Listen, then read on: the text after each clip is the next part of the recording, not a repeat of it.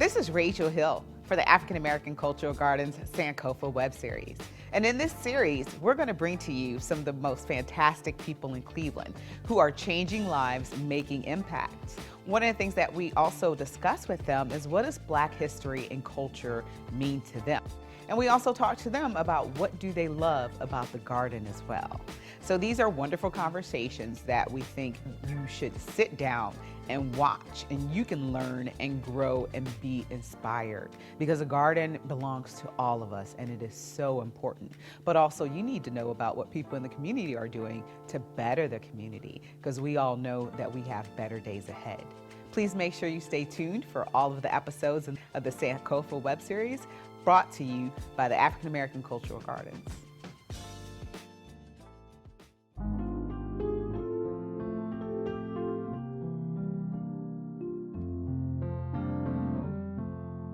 Lift every voice and sing till earth and heaven ring, ring with the harmonies of liberty. Let our rejoicing rise high as the listening skies. Let it resound loud as the rolling sea. Sing a song full of the faith that the dark past has taught us. Sing a song full of the hope that the present has brought us. Facing the rising sun of our new day begun. Let us march on till victory is won.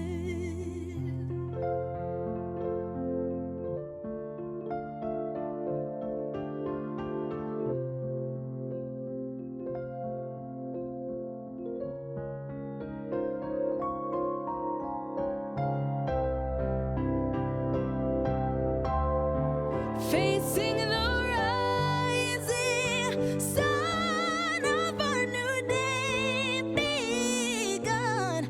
Let us march on till victory is won. Is won.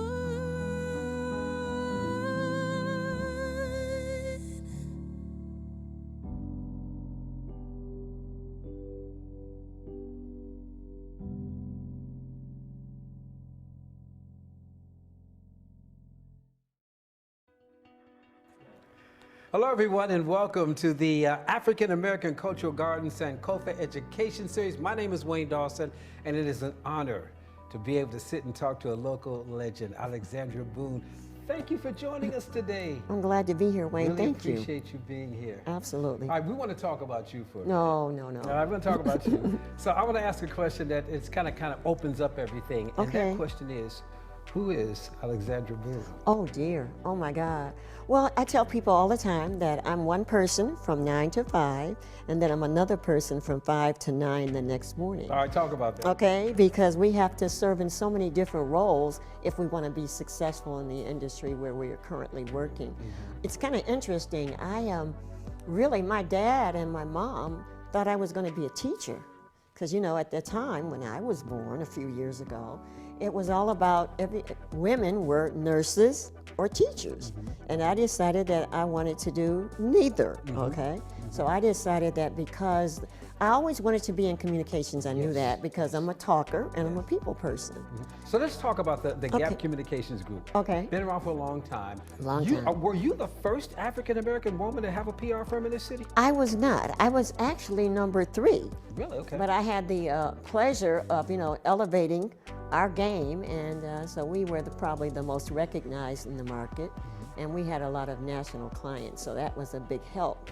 But I knew early on that I wanted to be in the communications business because I wanted to impact how people of color saw themselves and how others saw us.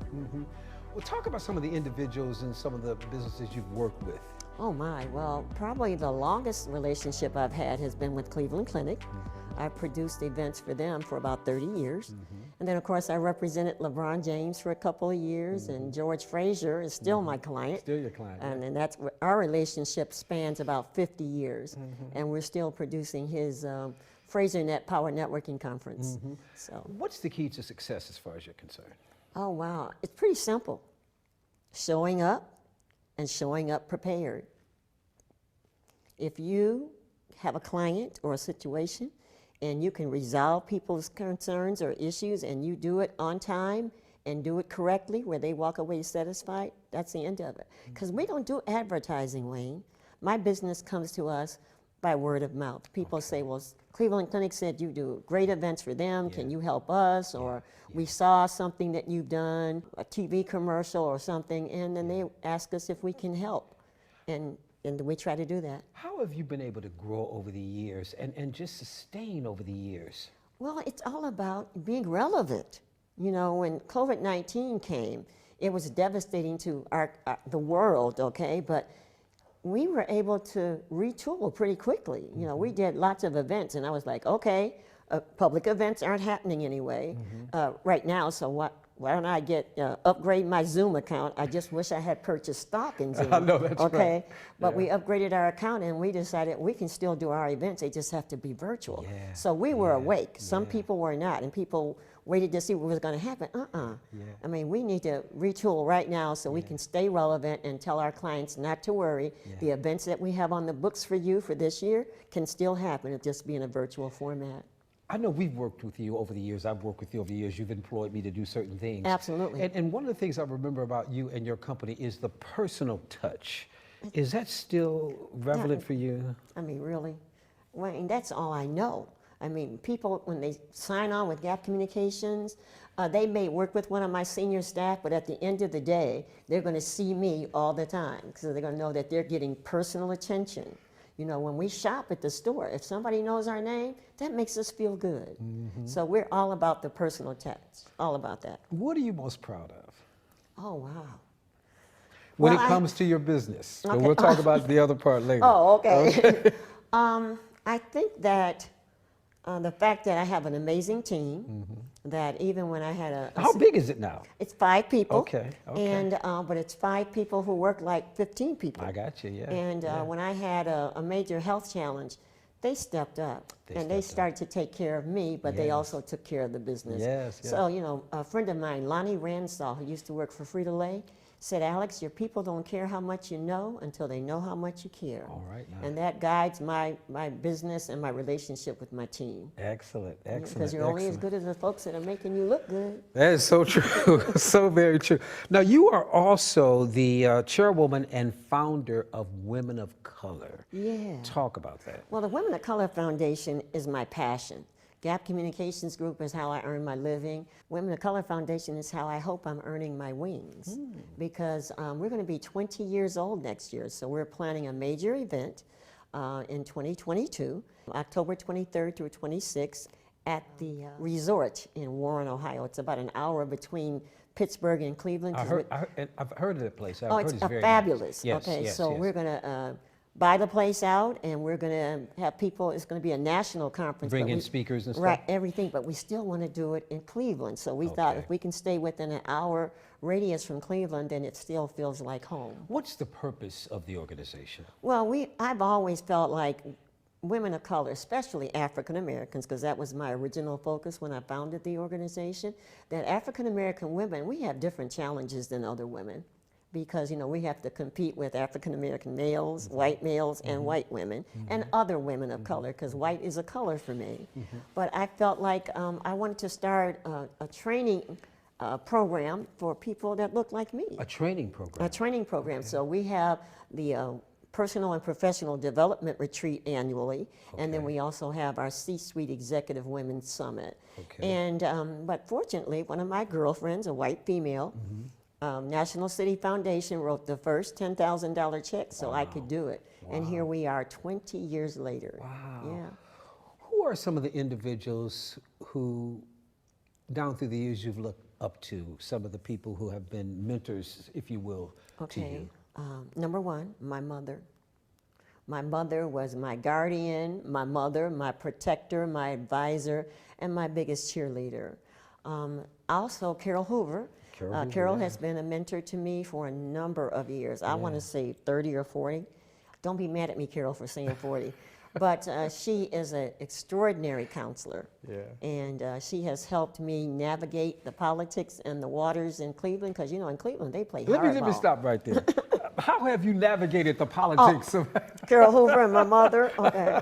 But it's really interesting, because in Cleveland, we're known for playing hardball, but you just have to pay attention, and you have to listen and learn. And then you can pretty much, if people know you can be trusted, that you will keep your word, they'll gravitate to you. They really What's your approach when you go to meet with executives of a big corporation? This is a learning experience for the individuals who are watching. What's your approach? Not really. So let me tell you, when I first started my business, I used to have my assistant make appointments for Alex Boone. Alex Boone, not Alexandria. So when I showed up, they were like, some of the people, the executives or the people who had control of contracts, oh, they're like, where's Mr. Boone? I was like, he's at his job. I'm here, okay? And they were like totally surprised. So that's the kind of stuff I had to do. I had to wear flat shoes. Till this day, I still wear flat shoes. So why flat shoes? Because I'm tall. 5'8", and with heels, I was 5'10". So I was taller than a lot of the people that I was going to see. So you had to think about all that stuff. I had to think about all that stuff. I had to think about what kind of coat I had on, what kind of car I was driving. I actually had two vehicles. One was a luxury car, and one was a regular car that you drive to the meetings with the people where you're trying to get business. Has it changed today? We're talking many years later. Yeah, it's changed in the fact that I don't care now. Okay, and I say I don't care not to be arrogant, but that I think that I've proven myself, and that I have earned respect, and I've worked very hard to earn that respect. And I think that now, Black Girl Magic is the new thing. Yeah. And it is, no doubt about that. It really is, you know, and I was always determined to do Black Girl Magic, not Black Girl Tragic. It seems like in a lot of cases, Black women are out-achieving Black men. Why do you think that is? Yeah, it's interesting that you would bring that up, because I was talking with someone about that just this week. And that is, for so long, we've had to compete with Black men. But now I think that they understand that join the crowd. I mean, let's work together, because it's all about the race. Come on now. Okay? It's all about the race. So let's get together, let's win the race, whether it's a Black male or a Black female. So I try to collaborate with Black men, because I think that there's so much we can do for each other in the process. We got a new mayor here in the city of Cleveland. A brilliant young man. I know Justin. I'm so excited for him. And what I like about him, and what I've always liked, is that he's always been an inclusive thinker. Always. But he's also a graduate of Weatherhead at Case Western Reserve, as am I. And he got his law degree there, actually. I'm sorry, his law degree. But he's an inclusive thinker. He's going to be amazing. Just looking at the composition of his transition team. Absolutely, absolutely, Inclusive, very inclusive, very inclusive. Very Let's inclusive. talk about your education. You're Cleveland, born and raised. John Adams High School, John Adams Rebel, no Glenville Tarblooders. Okay. Hey now. Okay. Hopefully nobody from I'm glad she Glenville didn't is say watching. Shanghai Cardinals. Hopefully nobody from Glenville is watching. But we had such a rivalry with the Glenville. But went to DePaul University in Chicago, graduated from Weatherhead, hoping to start working on my PhD in the next 12 months or so. So it'll be interesting to see what I can do. Wait a minute. Yeah. I'm serious. I want to go back to school. You're going to work on your PhD? PhD. So I will hopefully inspire women, because by the time I get my PhD, I'll be probably 77 years old. What are you going to get into? Business? I'm thinking about getting the doctorate in management, because I want to do programs. I want to continue to do the work that I'm doing at the Women of Color Foundation, but I think that a doctorate in management will validate the work that I'm doing already. You are a history maker, without a doubt. Not at all. You are, and a role model. With that in mind, talk about the importance of Black history. Oh my gosh, you know what they say, if we don't know and understand our history, we're destined to repeat it. We were kings and queens who walked along the Nile. We can't forget that. We have to understand and remember that. I mean, they talk about drug dealers and their relationships, you know, in the black community, but they were amazing branders, marketers, and distributors. So we've always had that entrepreneurial spirit. We just had to harness it the right way. Because I think that so many entrepreneurs, so many people in this community who used to work for somebody, they now work for themselves. So we have to just remember to bring along people in the community to make sure we're doing the right thing at the right time and staying relevant. But I marvel at the fabulous history that we have. And I remember going to the African American Museum in Detroit for the first time. Oh, Wayne, for me, it was an out-of-body experience, and tears just started to roll down my face when I looked and saw shackles that slaves had worn. Oh my God. You know, my parents, they're gone on now, but my dad would have been 97, and my mom was going to be 92. So I had them both for a really long time. And the stories that my parents told me, especially my dad, about picking cotton and stepping over rattlesnakes. How did that affect you? Oh my God. It affected me in such a profound way that I had to do better. And I had to make sure that while I was doing better, that I remembered to reach back and pull up. How important is that to you, reaching back? Oh, it's very important, you know, 'cause that crabs in the barrel syndrome, it can work for the good. I mean, we can pull people up, not just pull people down. Right. You can work both ways. Okay, it can work both ways, exactly. Yeah. With that in mind, why do you think the African American Cultural Garden is important as it relates to Black history and the entire Black experience in Northeast Ohio? I think it's really important because what other time would we have had an African American cultural garden that we can go and enjoy and be outdoors and feel empowered and take our children? I mean, we can't lose sight of, we have a responsibility to the little people. You know, I'm a grandmother, I have 3 grandsons. I have a daughter, and I have the pleasure of having my first great-grandson. Oh, his name is Ashton. Okay. He just turned 2, Okay. and he's out of control, which is wonderful. Which he's, at 2 weeks, going to be out of control. Okay. He's very inquisitive, Yeah. so we try to spend time teaching him. Yeah. You know, answering questions, and when he's, you know, looking at stuff, you know, we show him books and pictures of the family members. I mean, he's not going to remember all of that at 2, but if we keep doing it, he will. As a people, do you think we have kind of slacked off about passing our history on to our kids and our grandkids as a people? I take the fifth on that because I'm afraid I don't know what I might say.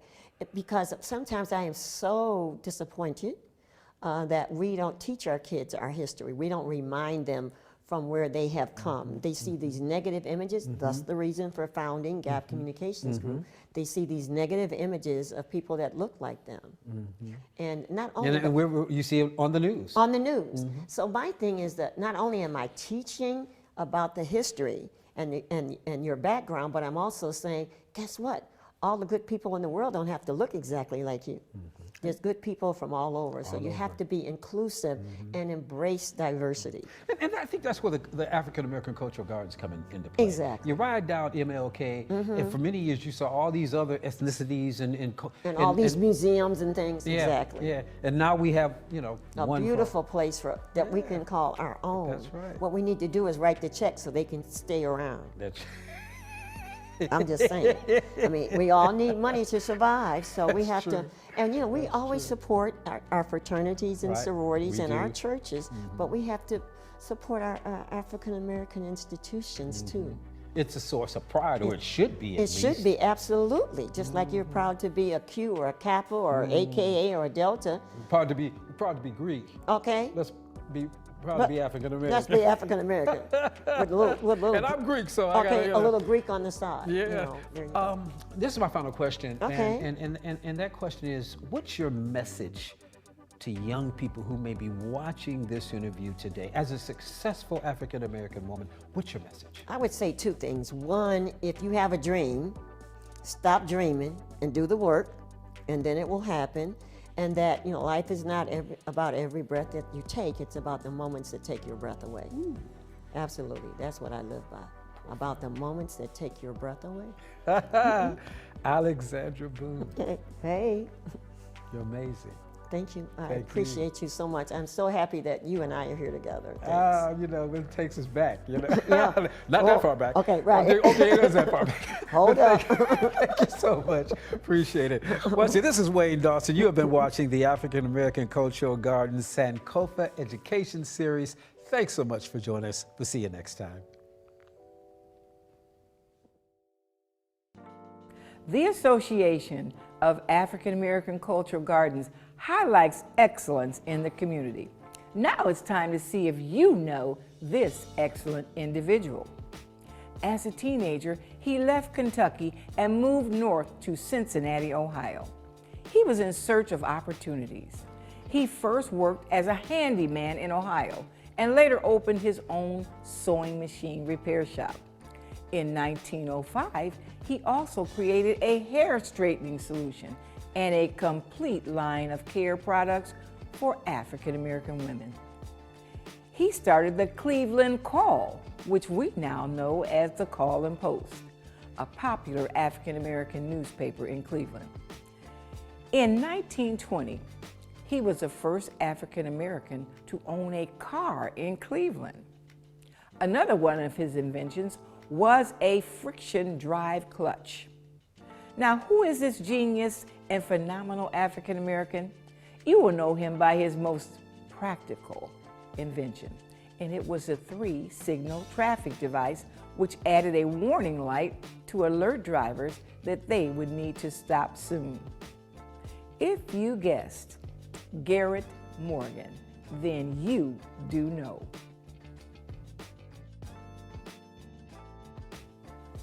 Hi, I'm Carl Ewing, President and CEO of the Association of African American Cultural Gardens. We're raising funds to ensure the completion of the African American Garden. Our garden represents the African American experience. We learn from our past as we live in the present to secure our future. By joining us with a gift of any amount to help complete the African American Garden will be greatly appreciated. Go to AAACG.org or mail your check to P.O. Box 20237, Cleveland, Ohio 44120 to make your tax-deductible donations. And remember, sow a seed and watch us grow.